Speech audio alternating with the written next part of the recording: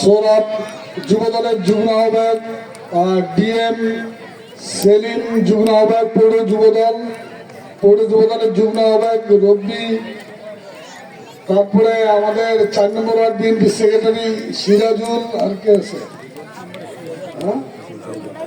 4 নম্বর word বিএনপির সাধারণ সম্পাদক আজকের উপস্থাপক কি নাম মাহবুব আলম লাবু, আমাদের এই ওয়ার্ডের সাবেক সভাপতি মজিদুল ভাই, এই ওয়ার্ডের সাবেক সাধারণ সম্পাদক নবিউদ্দিন, সাংগঠনিক সম্পাদক আব্দুল গফুর, তারপরে 4 নম্বর ওয়ার্ড যুব দলের সভাপতি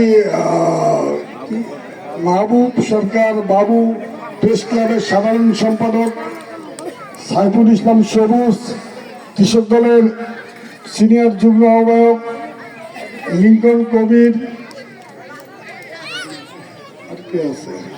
আমাদের অনেক নেতৃবৃন্দ আছে, আমাদের অনেক অনেক।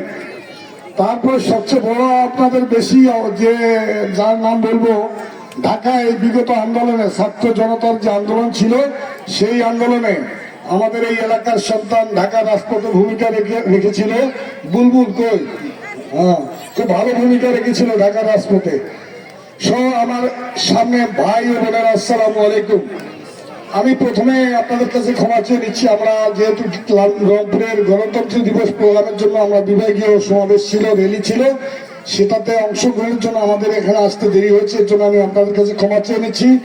আপনারা কথা শুনেছেন, আজকের এই মুক্ত আকাশে বাতাসে, এই খোলা আসমানের নিচে পবিত্র জমিনে বসে আমরা যে স্বাধীনভাবে কথা বলার সুযোগ পাচ্ছি, কি ঠিক না ঠিক?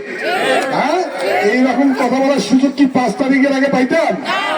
তা এই সুযোগটা আল্লাহ তাআলা আমাদেরকে যে দিয়েছে, যাদের ওসিলায়, কারা যারা 5 তারিখের আগে আন্দোলনে আমাদের এই দেশের দ্বিতীয় স্বাধীনতা যুদ্ধে যারা শহীদ হয়েছে, যাদের তাজা বুকের রক্ত দিয়ে রঞ্জিত হয়েছে ঢাকার রাজপথ, সেই শহীদদের আত্মার মাগফিরাত কামনা করছি। এবং এখন পর্যন্ত যারা হাসপাতালে চিকিৎসাধীন অবস্থায় কাতরাচ্ছে, মৃত্যুর যন্ত্রণায় ছটফট করছে, তাদের সুস্থতা কামনা করছি।